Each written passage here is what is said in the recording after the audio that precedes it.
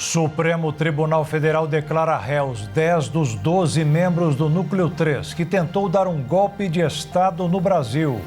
Presidente Luiz Inácio Lula da Silva é aplaudido e vaiado ao mesmo tempo na Marcha dos Prefeitos em Brasília.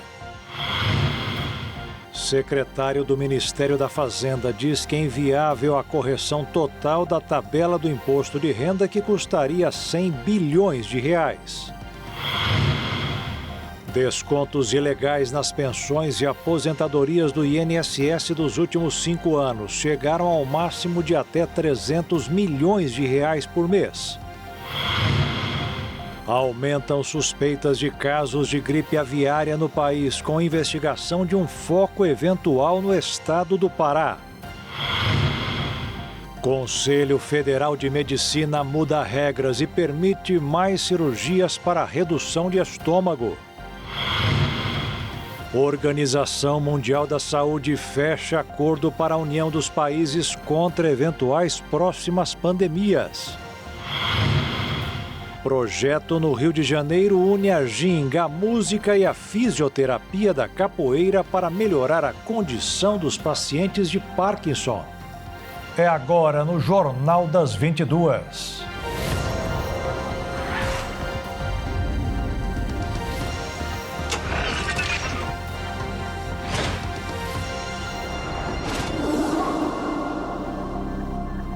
Olá, boa noite.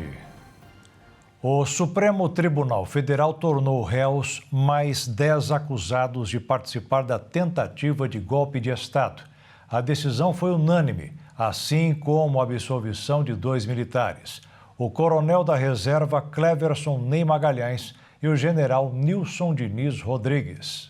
O grupo, classificado como Núcleo 3 pela PGR, é composto por 11 militares do Exército e um agente da Polícia Federal. A denúncia aponta que os acusados integravam uma organização responsável por ações táticas para pressionar o alto comando das Forças Armadas a aderir a um plano golpista. Entre as ações atribuídas ao grupo está a elaboração de estratégias para monitorar e neutralizar autoridades públicas, incluindo um plano de sequestro do ministro Alexandre de Moraes, relator do caso no STF. Entre os nomes citados está o general da reserva Estevam Teófilo, que teria aceitado, segundo a PGR, coordenar o uso das forças terrestres conforme as diretrizes do grupo. Também figura na lista o agente federal Vladimir Matos Soares, que aparece em áudios apresentados pela Polícia Federal, afirmando estar preparado para prender o ministro Alexandre de Moraes e impedir a posse do presidente Lula. A defesa de Soares tentou adiar o julgamento, mas o pedido foi negado. De acordo com as investigações, os militares Hélio Ferreira Lima, Rafael Martins de Oliveira e Rodrigo Bezerra de Azevedo lideraram, junto a Soares, ações de campo destinadas ao monitoramento de autoridades. Esse grupo teria implementado o chamado Plano Copa 2022, voltado ao rastreamento das atividades do ministro Moraes. Outros 7 militares foram apontados como responsáveis por ações táticas que visavam convencer o alto comando do Exército a apoiar a iniciativa golpista. A defesa dos acusados negou envolvimento em qualquer articulação golpista. Os advogados alegam a ausência de provas e sustentam que eventos apontados na denúncia, como uma reunião em novembro de 2022, teriam caráter informal ou social. Segundo os defensores, esses encontros não possuíam cunho político ou estratégico.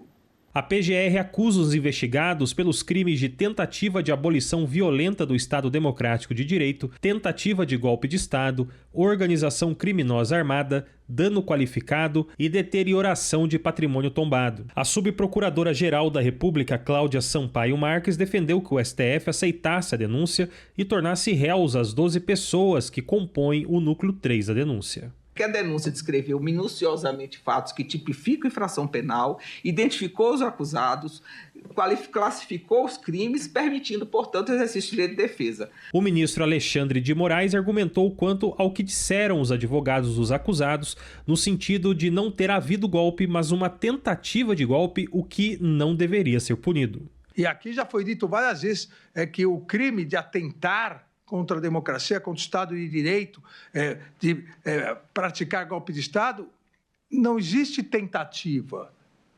Se a execução se iniciou e o golpe de Estado não se consumou, o crime é consumado. Porque se o golpe de Estado se consumar, não há crime a ser analisado. Com esse julgamento, restará apenas uma denúncia pendente de análise pelo STF, envolvendo o economista Paulo Figueiredo Filho, que atualmente reside nos Estados Unidos. O julgamento distribui as denúncias da PGR em núcleos entre 1, 2 e 4. O núcleo 1, que inclui o ex-presidente Jair Bolsonaro, teve sua denúncia aceita em março. O núcleo 2, com 6 membros, foi analisado em abril e o núcleo 4, acusado de coordenar ações de desinformações e ataques virtuais, foi julgado no início de maio.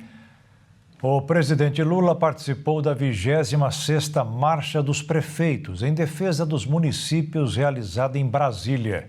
Na apresentação do presidente, ele foi recebido por prefeitos de todo o país com vaias e aplausos. A Marcha dos Prefeitos é o maior evento municipalista e político do país. Em 2024, contou com mais de 14 mil inscritos, um número quase 3 vezes superior ao total de municípios no país. Este ano, a Marcha dos Prefeitos contou com a presença de 13 mil pessoas, do presidente Luiz Inácio Lula da Silva, do vice-presidente Geraldo Alckmin, do presidente da Câmara dos Deputados Hugo Motta e o presidente do Senado, Davi Alcolumbre. Uma das principais demandas da categoria neste momento é a aprovação da PEC 66, que tramita no Congresso e visa estabelecer o pagamento de precatórios pelos municípios e abrir um novo prazo para pagamento das dívidas dos municípios com seus regimes próprios de previdência social. Em seu discurso, o presidente da Câmara dos Deputados, Hugo Motta, disse aos prefeitos que a PEC 66 é uma das pautas que estão no campo de visão do Legislativo e fez falas enaltecendo o municipalismo.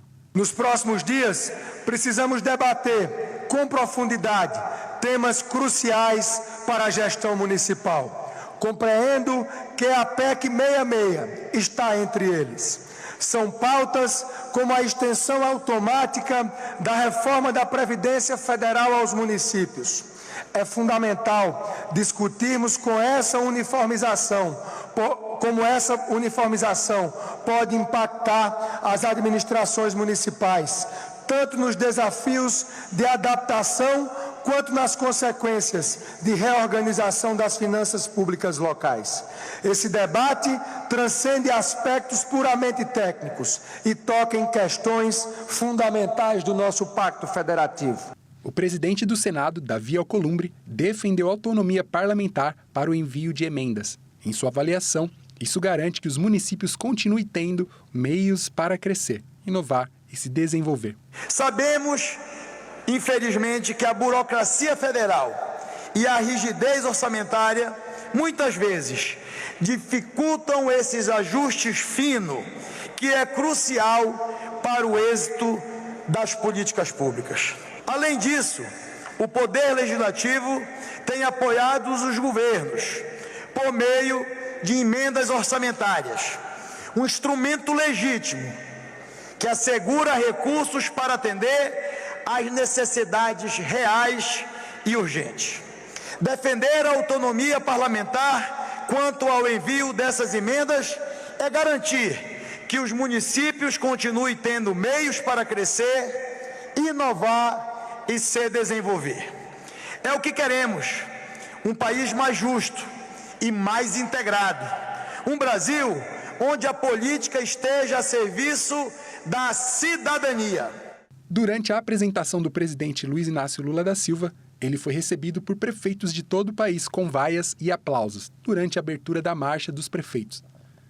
O presidente foi vaiado em pelo menos 3 momentos. Primeiro, ao ser anunciado para entrar no palco. As vaias se repetiram ao ser chamado para falar.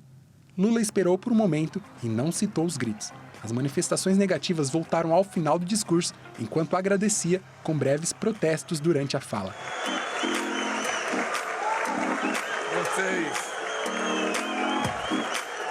Eu acho que esse encontro aqui é a possibilidade da gente mudar um pouco o nosso comportamento. Eu queria fazer um apelo aos deputados, aos senadores, aos prefeitos e ao governo federal. É preciso que a gente aprenda, de uma vez por toda, que os problemas que nós temos deveriam ser resolvidos numa mesa de negociação e não ser resolvidos no Poder Judiciário. É importante que a gente tenha claro, que as coisas só podem ir para o Judiciário quando a nossa capacidade política foi exaurida. quando a gente se demonstrar incapaz de continuar numa mesa de negociação, tentando encontrar uma solução pacífica. Porque nem sempre as soluções emanadas de cima para baixo, elas resultam numa coisa que pode favorecer o prefeito, o governo federal ou os governos estaduais. A reação repete a do ano passado, em que os gestores demonstraram insatisfações com o governo federal. O presidente Lula sempre participa do encontro desde o início de seu terceiro mandato, e em 2023 ele também foi alvo de vaias. O evento começou nesta terça-feira e segue até quinta desta semana, com painéis com temas como federalização climática, segurança pública, orientações sobre emendas parlamentares, saúde e educação. Foi o presidente Lula quem pediu auxílio à primeira-dama Rosângela da Silva Janja para pedir ajuda à China para a regulamentação das redes sociais. Pelo menos esta foi a versão dada hoje pelo ministro das Relações Exteriores, Mauro Vieira, em depoimento ao Senado.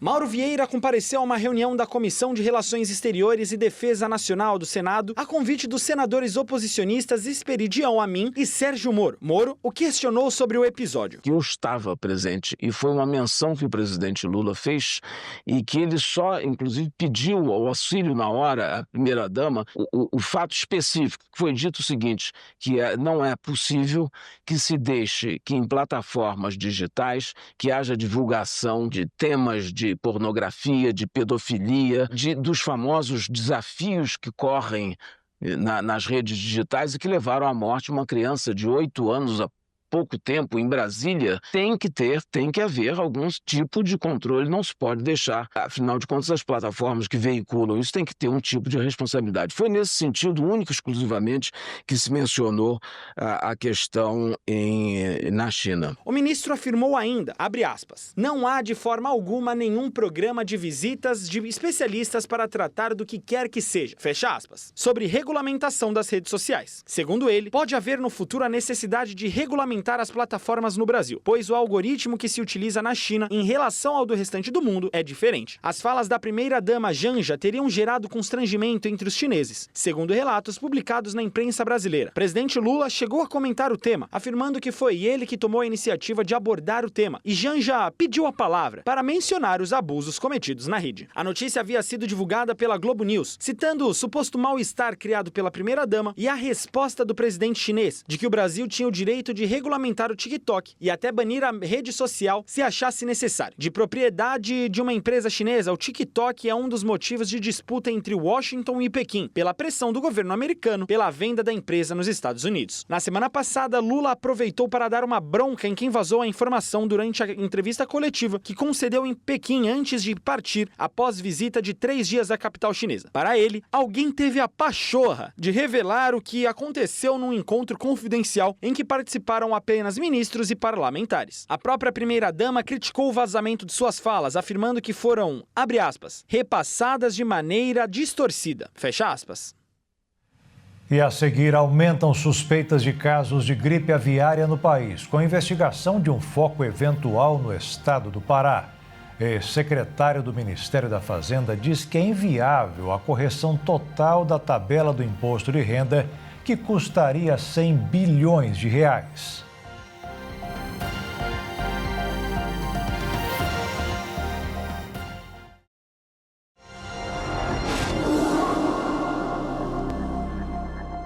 O governo brasileiro apelou hoje para que a China limite o embargo à compra de carne de frango do Rio Grande do Sul. A decisão de Pequim, depois do primeiro caso de gripe aviária em uma granja comercial do estado, vale para o país inteiro. As autoridades sanitárias continuam investigando novas suspeitas. As autoridades brasileiras acompanham de perto o novo caso suspeito de gripe aviária identificado no município de Eldorado dos Carajás, no estado do Pará. Com esse registro, o número de focos sob investigação pelo Ministério da Agricultura sobe para 5 em todo o país. Do total de casos investigados, 2 ocorrem em granjas comerciais localizadas em Pumirim, em Santa Catarina, e Aguernópolis, no Tocantins. Os demais, entre eles o do Pará, envolvem produções familiares voltadas para a subsistência, estão situados nos municípios de Estância Velha, no Rio Grande do Sul, e Salitre, no Ceará. Até a última segunda-feira, o Brasil contabilizava 7 focos suspeitos da doença. Contudo, exames laboratoriais descartaram a presença do vírus em 3 propriedades nos municípios de Graxo Cardoso, em Sergipe, Nova Brasilândia, no Mato Grosso, e Triunfo, no Rio Grande do Sul. Novos resultados são aguardados ainda para essa semana. O primeiro caso confirmado de gripe aviária em uma granja comercial no Brasil foi registrado na quinta-feira passada, dia 15, em Montenegro, também no Rio Grande do Sul. Segundo o Ministério, a desinfecção completa da área e outras medidas sanitárias foram finalizadas nesta terça-feira.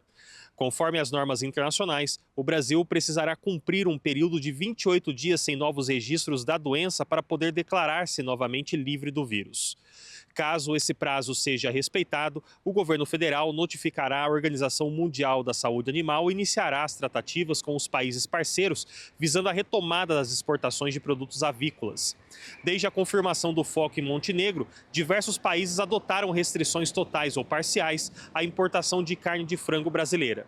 O vírus da gripe aviária, identificado como H5N1, circula em diversos países desde 2006, mas foi detectado pela primeira vez no Brasil em maio de 2023. Até então, os registros se limitavam a aves silvestres, principalmente migratórias.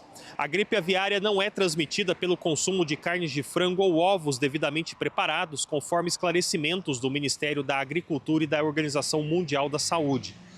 O risco de infecção em humanos é considerado baixo e está geralmente associado a pessoas com contato direto com aves infectadas, como criadores ou profissionais que lidam com carcaças de animais doentes. Até o momento, o Brasil não registra nenhum caso de infecção humana por gripe aviária. De acordo com especialistas, a transmissão sustentada entre humanos não foi comprovada. Casos raros de possível contaminação interpessoal foram observados em circunstâncias muito específicas e com contato direto e prolongado, como entre familiares ou profissionais de saúde. Embora o consumo de carne de frango e ovos não represente risco, as restrições comerciais impostas por diversos países se explicam pela possibilidade de que produtos in natura contaminados possam entrar em contato com plantéis avícolas locais. Segundo o ministro Carlos Fávaro, a preocupação está no transporte de carcaças que possam disseminar o vírus para criações comerciais estrangeiras. No final da tarde de hoje, a Secretaria do Rio Grande do Sul e o Ministério da Saúde informaram que o trabalhador da granja onde foi encontrado o caso de gripe aviária não foi contaminado pelo vírus. O teste foi feito pela Fundação Oswaldo Cruz do Rio de Janeiro.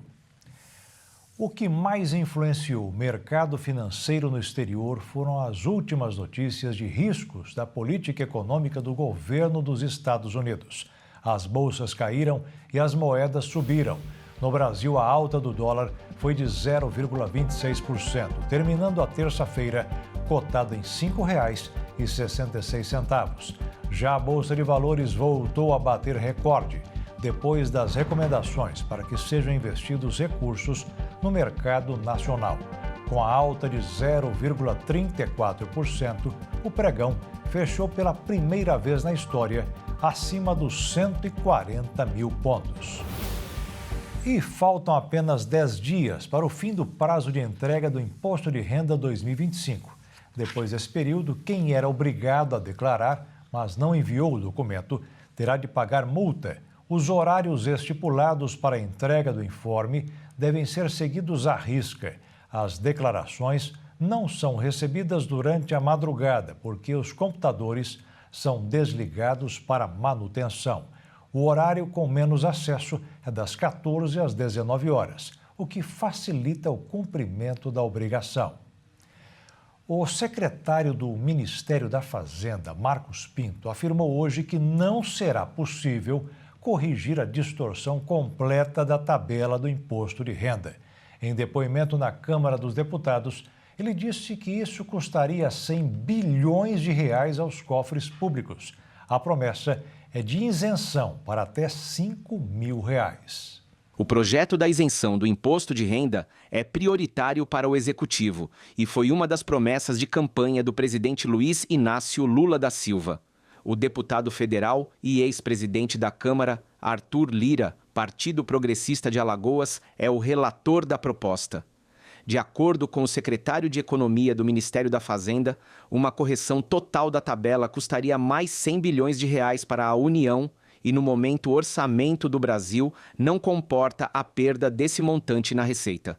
A nossa proposta é fazer uma reforma do imposto de renda neutra, cujo primeiro passo é isentar quem ganha até R$5 mil, como foi promessa de campanha do presidente Lula, dar um benefício para quem ganha entre R$5 mil e R$7 mil, um benefício que vai declinando conforme a renda vai subindo. E o objetivo desse benefício é o seguinte, é impedir que alguém que ganhe R$5.001 ou R$5.500 tenha um rendimento líquido menor do que alguém que ganha R$5 mil. Então, a gente foi criando essa escadinha para zerar o benefício só no R$7 mil. Tá? E por que a gente fez assim ao invés de corrigir a tabela toda? A razão é muito simples. Corrigir a tabela toda ia custar mais de 100 bilhões de reais. A gente não tem condições, nesse momento, de fazer isso. Ao fazer dessa forma, a gente reduziu a conta significativamente para algo em torno de 25 bilhões de reais, que a gente consegue compensar com o imposto mínimo, que é a segunda perna do modelo que a gente propõe. O texto enviado pelo governo Lula ao Congresso Nacional isenta do tributo os trabalhadores que ganham até R$5 mil por mês e reduz a alíquota de quem ganha acima de R$5 mil a R$7 mil. Para compensar a perda de receitas que o aumento da isenção trará, o governo propôs a criação de um imposto mínimo de até 10% para quem ganha mais de R$50 mil por mês, o equivalente a R$600 mil por ano. Segundo o representante da Fazenda, a mudança é apontada como uma forma de diminuir desigualdades no pagamento de impostos no país. Hoje, infelizmente, o modelo tributário brasileiro é regressivo. Embora a Constituição determine que a tributação no Brasil se dê de forma progressiva, na prática o que ocorre é o contrário. E isso ocorre por duas razões bem simples. A primeira delas é porque a maior parte das nossas receitas tributárias advém de impostos sobre consumo. E a população mais pobre consome praticamente toda, se não toda a sua renda. E enquanto os mais ricos poupam uma parte da renda, isso faz com que os mais pobres hoje paguem algo em torno de 20% da sua renda em tributação do consumo, enquanto os mais ricos paguem apenas 10% da tributação do consumo. Isso deveria ser corrigido, teoricamente, pelo imposto de renda, mas, infelizmente, não é o que acontece no Brasil. A gente vai ver os dados.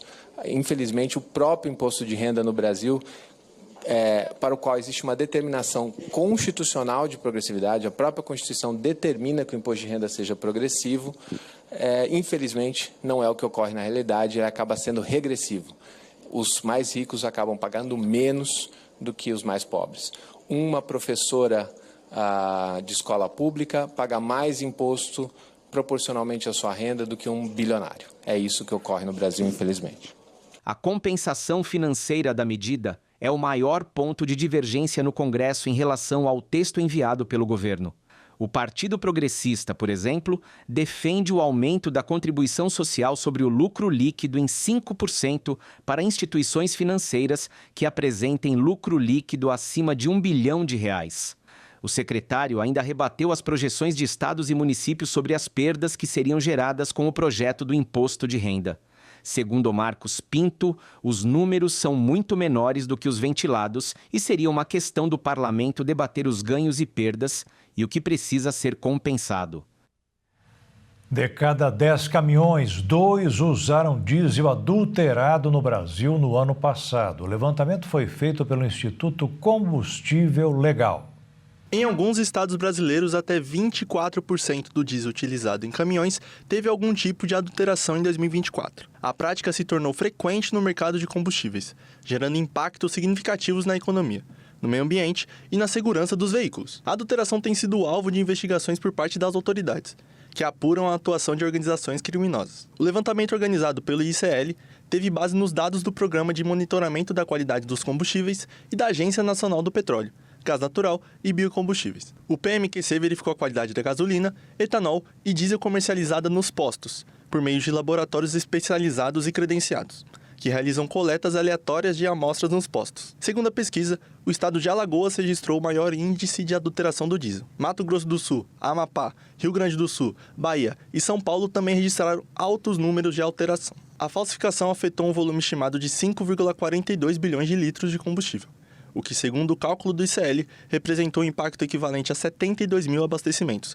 considerando veículos de passeio com tanques de 30 litros e caminhões com reservatórios de 100 litros. A adulteração de combustíveis geralmente envolve a adição ou retirada de componentes com valor comercial diferente, com o objetivo de obter vantagem financeira por meio da manipulação do preço final do produto. No caso da gasolina, a prática mais comum é a adição de etanol. Já no caso do diesel, a mudança mais frequente é a redução do percentual de biodiesel na mistura. Atualmente, o diesel comercializado no país deve conter 14% de biodiesel. No entanto, geralmente há diminuição da proporção, o que reduz os custos e aumenta o ganho financeiro. Investigações recentes apontaram a atuação de organizações criminosas na adulteração, como revelou a Operação Boyle, do Ministério Público de São Paulo em parceria com a Polícia Federal. A segunda fase da operação identificou a presença de grupos ligados à facção PCC, envolvidos na falsificação de etanol e gasolina com metanol. O esquema incluía a criação de empresas de fachada para lavagem de dinheiro e a corrupção de agentes públicos, com o objetivo de garantir a continuidade das atividades ilícitas no setor. E a seguir, descontos ilegais nas pensões e aposentadorias do INSS nos últimos 5 anos chegaram ao máximo de até 300 milhões de reais por mês. E o Conselho Federal de Medicina muda regras e permite mais cirurgias no SUS para a redução de estômago.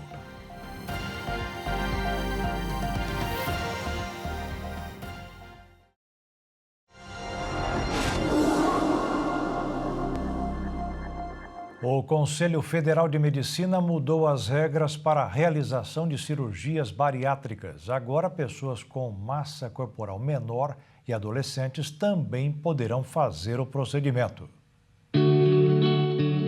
O Conselho Federal de Medicina publicou as novas normas para a cirurgia bariátrica. Entre as principais mudanças estão a ampliação das recomendações para permitir que pessoas com um índice de massa corpórea, o IMC, mais baixo e adolescentes possam fazer a cirurgia. A bariátrica é um tratamento para a obesidade e doenças relacionadas. Segundo dados da Sociedade Brasileira de Cirurgia Bariátrica e Metabólica, entre 2020 e 2024, o Brasil realizou mais de 290 mil cirurgias. Entre as principais mudanças estão a redução do IMC mínimo para a cirurgia. Agora, pessoas com resultados entre 30 e 35 pontos para o índice já é considerado obesidade grau 1, passam a poder realizar o procedimento e sem a necessidade de tempo mínimo de convivência com a doença ou idade, além de inclusão de pacientes com diabetes tipo 2, doenças cardiovasculares graves, entre outras doenças. Com a nova regra, adolescentes também podem ser atendidos. Pacientes a partir de 14 anos podem fazer a cirurgia caso estejam em um quadro grave da doença com um IMC acima de 40. Adolescentes a partir de 16 anos serão exigidos os mesmos critérios dos adultos. A Sociedade Brasileira de Cirurgia Bariátrica e Metabólica avalia que a mudança é um avanço para o tratamento da obesidade no início da vida adulta e afirma que as cirurgias não afetam o desenvolvimento nessa fase da adolescência. A Justiça de São Paulo condenou o flamenguista Jonathan Santos a 14 anos de prisão pela morte de uma palmeirense 2 anos atrás. O assassinato aconteceu durante uma briga entre as duas torcidas. A torcedora do Palmeiras, Gabriela Anelli, morreu após ser atingida por estilhaços de uma garrafa de vidro no pescoço durante uma confusão entre torcidas rivais no Allianz Parque, um estádio de futebol em São Paulo. O incidente ocorreu durante uma partida do Campeonato Brasileiro entre Palmeiras e Flamengo em 2023. A vítima foi hospitalizada em estado grave, mas não resistiu e faleceu 2 dias devido à hemorragia. O suspeito, identificado como Jonathan Santos, foi preso previamente. O homem era um servidor concursado da Prefeitura do Rio de Janeiro e atuava como diretor e professor de uma escola na capital carioca. O Ministério Público Público de São Paulo acusou o torcedor de crime doloso, quando é assumido o risco de matar. A principal prova contra Jonathan foi um laudo realizado pelo Instituto de Criminalística, que reproduziu virtualmente a confusão entre os torcedores. A equipe registrou em vídeo o trajeto da garrafa lançada, que atravessou o portão entre as torcidas e provocou a morte da jovem. O acusado negou o crime. No ano passado, a Justiça de São Paulo decidiu que o réu seria julgado em júri popular, formado por 7 pessoas e sem o direito de recorrer em liberdade devido à gravidade da ação motivada por ódio à torcida rival. A votação da sentença final foi de 5-2, pela condenação de 14 anos de Jonathan Santos. A família da vítima declarou que sentiu alívio e que foi feita justiça pela morte de Gabriele após a finalização do caso. Foi formada hoje no Senado maioria para a abertura de uma comissão parlamentar mista de inquérito para apurar as fraudes nos descontos das pensões e aposentadorias do INSS. Com a assinatura do senador Orisvisto Guimarães, do PSDB do Paraná, o documento passou a ter o apoio de 41 parlamentares. Para o andamento dos trabalhos, falta a palavra do presidente do Senado, Davi Alcolumbre, do União Brasil do Amapá, que agora passou a apoiar o presidente Lula. A revelação de uma fraude bilionária no Instituto Nacional de Seguro Social pode ter roubado centenas de milhares de aposentados por meio de descontos não autorizados em seus benefícios. Os repasses em dinheiro às associações chegam a 300 milhões de reais por mês. As investigações deflagradas pela Polícia Federal e pela Controladoria Geral da União no mês passado revelou que, pelo menos desde 2019, associações vinculadas ao INSS descontavam parte dos benefícios de aposentados e pensionistas a título de oferecer algum serviço, mas sem ter a autorização da pessoa. Hoje, a Polícia Federal cumpriu mais um mandato de busca e apreensão na Operação Sem Desconto para apreender 6 veículos de luxo que teriam ligação com Antônio Carlos Camilo Antunes, conhecido como Careca do INSS. A operação atual é um desdobramento da ação inicialmente realizada em abril, quando mais de 200 mandados de busca e apreensão foram cumpridos em 12 estados. A CGU divulgou que de 2019 a 2024, descontos em benefícios realizados por sindicatos e associações somaram 6 bilhões e 300 milhões de reais, mas nem tudo foi de forma não autorizada. A suspeita é de que sindicatos e associações de aposentados conseguiam, por meio de convênios com o INSS, descontar mensalidades, falsificando assinaturas de aposentados e pensionistas. De acordo com o presidente da Advocacia Geral da União, Jorge Messias, há 12 entidades associativas bloqueadas como núcleo da fraude do Instituto Nacional do Seguro Social, sendo que algumas foram responsáveis pelo pagamento de propina e outras atuaram como empresas fantasmas. Até o momento, a CGU solicitou à Justiça Federal o bloqueio de 2 bilhões e 560 milhões de reais em bens dessas 12 associações, além de outros 14 envolvidos entre empresas e dirigentes, pelos descontos indevidos na folha de benefícios dos previdenciários. A fraude no INSS em quase 5 anos aumentou em número de descontos 250% e os repasses às instituições e associações chegaram a 650%. Ao longo do tempo, as variações foram se acumulando ao ponto de, em abril de 2024, a base total de descontos das entidades chegou a quase 8 milhões de associações e receberam mais de 300 milhões de reais mensais em repasses. A biometria ainda teve um papel importante na redução do quantitativo de descontos obtidos pelas associações, numa movimentação inversamente proporcional ao das receitas que entravam pelos cofres e que mantinham uma tendência de aumento. Uma auditoria da CGU aponta que entre 2020 e 2024 houve pelo menos 42 momentos em que uma associação incluiu em um único mês pelo menos 50 mil descontos na base do INSS. Os dados apresentados pelo INSS demonstram que, com o passar do tempo, nos últimos anos, as entidades e associações descobriram uma galinha dos ovos de ouro, nos descontos diretos em folha. Após quase 23 anos, o Supremo Tribunal Federal condenou o empresário Sérgio Narras a 8 anos e 2 meses de prisão em regime fechado pelo assassinato da esposa, Fernanda Orfali, em setembro de 2002. Em 2018, Narras já havia sido condenado pelo Tribunal de Justiça de São Paulo. Na época, a pena estipulada foi de 7 anos em regime semiaberto, mas a defesa do empresário entrou com recurso e o caso foi parar no STF, onde foi julgado na última semana. A pedido do Ministério Público, o Supremo aumentou a pena do réu. A defesa de Narras ainda não se manifestou. A Câmara dos Deputados da Itália aprovou uma lei que pode afetar muita gente no Brasil.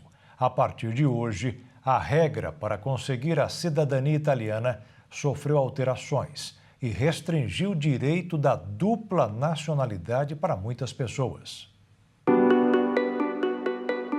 A principal mudança é que, a partir de agora, apenas filhos e netos de italianos vão ter direito à dupla nacionalidade. Antes da lei, a cidadania italiana podia ser validada sem limite de gerações. Só era necessário que as pessoas comprovassem um vínculo sanguíneo com o antepassado italiano, que estivesse vivo após a unificação da Itália, que aconteceu em 1861. Então, bisnetos, trinetos e gerações mais distantes irão perder o direito à cidadania, ou terão que entrar na justiça para lutar pelo passaporte. Para as pessoas que já começaram o processo de tirar a nacionalidade italiana, a regra continua a mesma. Os consulados suspenderam os agendamentos para os novos pedidos. Com isso, quando os liberarem novamente, valerá a nova regra. O Brasil é um dos países que mais busca a dupla nacionalidade. De acordo com a Embaixada da Itália, nos últimos 2 anos, 38 mil brasileiros foram reconhecidos como italianos. O governo de Israel anunciou hoje que permitiu a entrada de 93 caminhões com alimentos e medicamentos para ajuda humanitária a Gaza. De acordo com a ONU, milhões de crianças correm o risco de morrer nas próximas horas diante da escassez de comida. O escritório humanitário da ONU afirmou que os veículos levavam alimentos para bebês e produtos nutricionais para crianças, um dos grupos mais vulneráveis em situações de escassez alimentar. O secretário-geral adjunto da agência, nesta terça-feira, que 14 mil bebês podem morrer em Gaza se a ajuda não chegar nas próximas 48 horas. Ele classificou a entrada de 5 caminhões como uma gota no oceano diante das necessidades e afirmou que haverá muitos obstáculos para concretizar a distribuição da ajuda. As taxas de desnutrição em Gaza aumentaram durante o bloqueio, de acordo com a projeção da Classificação Integrada da Fase de Segurança Alimentar, iniciativa apoiada pela ONU. 100% da população no território está em risco de crise alimentar. A aprovação da entrada limitada de ajuda ocorreu após intensa pressão sobre Tel Aviv, que não cessou os ataques. No entanto, somente nesta terça-feira, bombardeios no território mataram ao menos 85 pessoas, segundo as autoridades de saúde citadas pela agência de notícias Associated Press. Embora urgente, a quantidade da ajuda aprovada é insuficiente diante da escassez que Gaza enfrenta. Antes da guerra, 500 caminhões entravam no território por dia, o que nunca voltou a ocorrer de forma sustentada desde o início do conflito. A situação chegou a um ponto crítico nos últimos 2 meses, quando Israel paralisou totalmente a entrada de ajuda. Na última segunda-feira, após 78 dias de bloqueio, 5 caminhões entraram em Gaza sob a justificativa de que as cenas de fome entre os palestinos estavam drenando o apoio internacional de Israel, segundo o primeiro-ministro Benjamin Netanyahu. Ao anunciar o desbloqueio, Netanyahu mencionou um plano rechaçado pela ONU de criar centros para distribuir a ajuda. De acordo com a imprensa local, um funcionário israelense de alto escalão afirma que a operação para criar essas estruturas dentro de Gaza deve ser concluído em 1 semana, prazo visto como irreal pelo chefe da organização humanitária que atua no território palestino. E a seguir, a Organização Mundial da Saúde fecha acordo para a união dos países contra eventuais próximas pandemias. E projeto no Rio de Janeiro une a ginga, a música e a fisioterapia da capoeira. para melhorar a condição dos pacientes de Parkinson.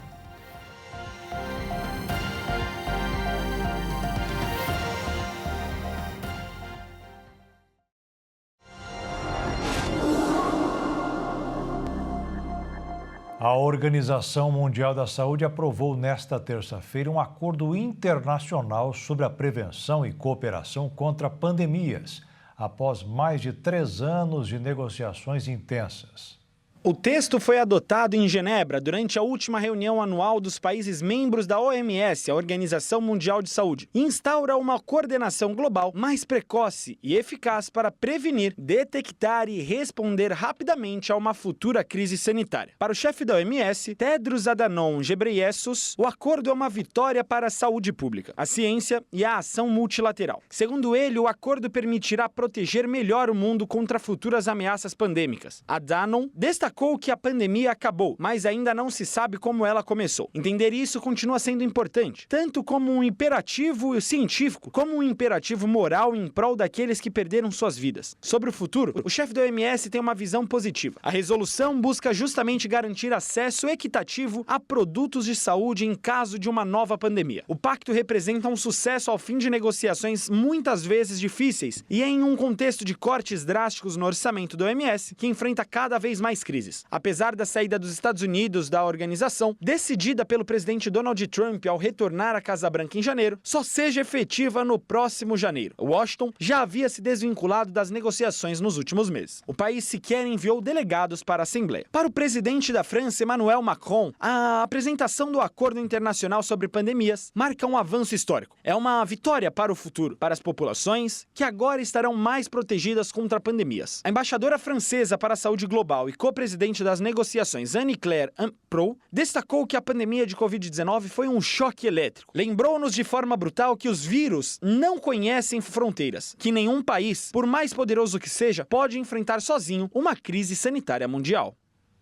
O governo federal anunciou que dará apoio financeiro às crianças nascidas vítimas do vírus Zika, mais uma doença que é transmitida pelo mosquito Aedes aegypti. O benefício será pago em parcela única no valor de R$60 mil. Porém, o Instituto Nacional de Seguro Social, INSS, estabeleceu regras para o pagamento. Só tem direito crianças de até 10 anos, que nasceram entre 1º de janeiro de 2015 e 31 de dezembro de 2024. O pedido deve ser feito preferencialmente por meio do aplicativo Meu INSS, com anexo da certidão de nascimento da pessoa com deficiência causada pelos vírus, documento de identificação da mãe e exames médicos que indiquem a síndrome por causa do Zika. A relação entre a deficiência, a infecção pelo Zika e a síndrome congênita será avaliada em exame da Previdência Social. No entanto, os nascidos entre os 4 primeiros anos estão dispensados da avaliação. Ainda de acordo com o governo, mais de uma criança da mesma família pode ser beneficiada caso os requisitos sejam cumpridos. Entre 2015 e 2023, quase 2 mil casos foram diagnosticados com a síndrome que afeta o cérebro, gerando alterações no tamanho do órgão. Os problemas cerebrais geram deficiências visuais e auditivas nos recém-nascidos. Quem for às praias do Rio de Janeiro no final do mês deverá ficar livre dos sons altos de grupos musicais e caixas de som que muita gente leva junto para o banho de mar. E tem mais. A Prefeitura do município do Rio de Janeiro publicou na sexta-feira passada um decreto que impõe regras mais rigorosas para o uso do espaço público nas praias. Segundo o texto, 16 condutas passarão a ser expressamente proibidas em toda a orla da cidade. Entre as novas regras, algumas se destacam, como o veto à comercialização de bebidas em garrafas de vidro, música e bandeiras em quiosques e barracas. Algumas proibições foram fortemente criticadas por donos de quiosques, barraqueiros e até mesmo por frequentadores. A principal delas, a proibição de música ao vivo nos quiosques. Quando questionado, o prefeito do Rio, Eduardo Paes, afirmou que a nova medida segue um objetivo pessoal de transformar as praias em ambientes mais democráticos. Paes ainda chegou a dizer que não tem medo de perder votos por conta do decreto. As novas regras entram em vigor a partir do próximo dia 31. Entretanto, os agentes públicos já realizam fiscalizações nas praias. O Rio de Janeiro desenvolveu um novo método de reabilitação para idosos com Parkinson, combinando música, ginga e fisioterapia. O projeto adaptou as aulas de capoeira para estimular o equilíbrio e cognição de pessoas com a doença. O Parkinson é uma doença neurológica que afeta o sistema nervoso central, responsável pelo controle dos movimentos. Os principais sintomas são tremores, rigidez muscular, dificuldade de manter o equilíbrio, além de depressão, ansiedade e problemas no sono. A doença é crônica, o que significa que não tem cura, mas os tratamentos podem ajudar a reduzir os sintomas e melhorar a qualidade de vida do paciente. Segundo a Organização Mundial da Saúde, mais de 4 milhões de pessoas no mundo convivem com essa condição. No Brasil, a estimativa é que pelo menos 200 mil pessoas têm a enfermidade, principalmente pessoas acima dos 60 anos.